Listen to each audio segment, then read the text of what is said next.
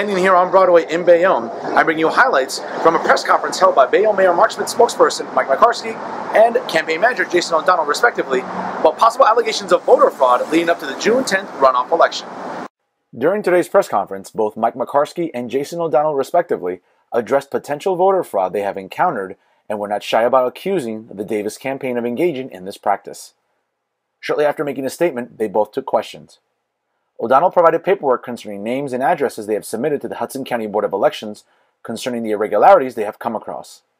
For the purposes of confidentiality, this information will remain private since it is currently under investigation. Well, good afternoon. Thank you everybody for coming. Mike McCarskey, spokesman for the Smith for Mayor campaign. I'm joined here by the campaign manager and the Assemblyman, Jason O'Donnell. We're here to tell a story of actual voter fraud that has happened here in Bayonne, where Jimmy Davis's campaign has illegally registered voters at commercial addresses. We are here at the Aphrodite Nail Salon on Broadway, where a Jimmy Davis campaign worker came in and told the young woman inside, Yoon Moon, E-U-N-M-O-O-N, also known as Sarah, who is a Fort Lee resident, that she could register to vote in Bayonne at a commercial address. After questioning whether she could do that, she was told by the campaign worker that this was perfectly legal and she was allowed to register to vote at a commercial address and vote here in Bayonne. This is clearly a clear case of voter fraud. And we're going to turn this over to the Assemblyman. Thank you, Michael. So we received information from an eyewitness. We'll provide her statement. That'll be readily available for you when we conclude the press conference. We received this information from an eyewitness, told her story, so we immediately notified the Board of Elections. The Board of Elections subsequently conducted its own investigation. They interviewed Ms. Moon, who goes by the name of Sarah Moon. She readily admitted this story. Her name has since been stricken from the voter rolls as someone who is not eligible to vote. But what's more troubling for us is that we found now roughly 30 other instances of this possible voter fraud here in the city of Bayonne. Those names have been turned over to the Board of Elections. The Board of Elections has begun an inquiry and an investigation to this voter fraud. And what we have here, what we believe we have here, is a blatant attempt by the Davis campaign to defraud the voters of Bayonne. We will provide you with our eyewitness statement, the 30 or so addresses that we've sent up to the Board of Elections, and we're free to take any questions that you have at this time. Assemblyman, based on these allegations, have any affidavits been signed or notarized regarding these allegations at all in terms of a possible voter fraud? We have the eyewitness statement here. She's with her attorney now. We will have a notarized, signed affidavit for you later today. Yes, absolutely. And in addition, the woman who was illegally registered had spoken with investigators, and they had conducted a full investigative report. You mean investigators? From what agency are we specifically referring to? The Board of Elections. Gentlemen, now obviously it's been a few days already. Clearly, the Smith campaign has not necessarily a lot to answer for, but there have been some allegations there about possible voter fraud here in Bayonne due to recordings. Now that you gentlemen have listened to the recordings or have watched the segment itself, does the mayor's office or either of you representing the campaign have anything to say about, again, these possible allegations? So, we've listened to the recordings. As far as we're concerned, the two guys talking.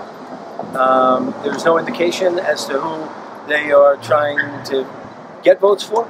We can't identify them.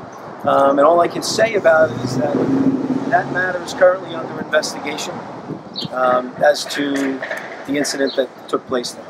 Is it also under investigation by the Board of Elections, or is this a local agency such as the police department, or is it the Board of Elections essentially? I can't comment on the agencies that are involved, but there are other agencies outside of the city of Bayonne that are actively investigating the incident that took place. Assemblyman, clearly next Tuesday is going to be a very contentious day.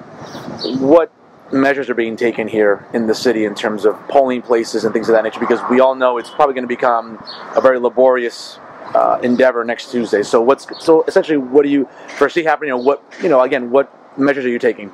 We have, just as we did for the election back in May, asked the Board of Elections to send special deputies down here, special deputies to monitor some of the things that we saw that took place on Election Day.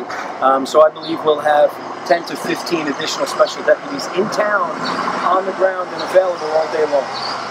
Now, is that confirmed from the Board of Elections, or is it right now still temporary? As we get closer, we'll get a hard number as to how many. They will be sending special deputies down to monitor this election. I just can't give you a number at this time. Something more real quick here, just sort of issues on the campaign. I know there have been a lot of promises made by the other campaign. For example, for taxpayers that are concerned about a possible amphitheater here in Bayonne, though, how's it going to get paid for, or really what's behind this sort of idea? Listen, I can't answer for the Davis campaign where they're going to come up with money, tens of millions of dollars to pay for these ideas. You'd have to ask them about that. You know, our campaign has been positive, clean, and has been about one thing: saving the taxpayers of the city of Bayonne every dollar that we possibly can. Do you see any concerns about not having endorsements from the teachers union or many teachers in Bayonne who, teach here at the schools and obviously, reside here? I do not. Endorsements come and go. We're not worried about the endorsement we want are from the people of the city of Bayonne and the taxpayers of the city of Bayonne for Mayor Smith on Tuesday. Okay. I know the Smith campaign has asked the Davis campaign to debate leading up to next Tuesday. The Davis campaign has not responded, or have they declined it outright? They've declined. They actually said they'd debate in the days after the election. Mr. O'Donnell, one last question here. Yes. Mr. O'Donnell, do you foresee any sort of legal challenges being mounted after next Tuesday? Because obviously both campaigns are going to make allegations about possible voter fraud. Do you see this ultimately going to court because of contesting certain ballots, or whether they're absentee or actual at polling places? I can't comment on what's going to happen in the future, and I'll leave that to the lawyers. But for right now, we're going to do everything we possibly can to mitigate these voter fraud, these instances of voter fraud. This isn't an allegation either. This is we're not making an allegation here. We're just we're showing. It's not an allegation. We're going to give you the proof. We'll give you the statement. We have all of the information for you. Right. In addition, the Board of Elections, you can contact them to copy of the investigation. Yep. You did mention that there are certain entities investigating this, so it's more than one. Is the Bayonne Police Department one of them, or can you comment on that at all? I can't comment. Thank you so much for watching. I'm Fernando Uribe, coming to you from Bayonne. And as always, stay classy, everyone.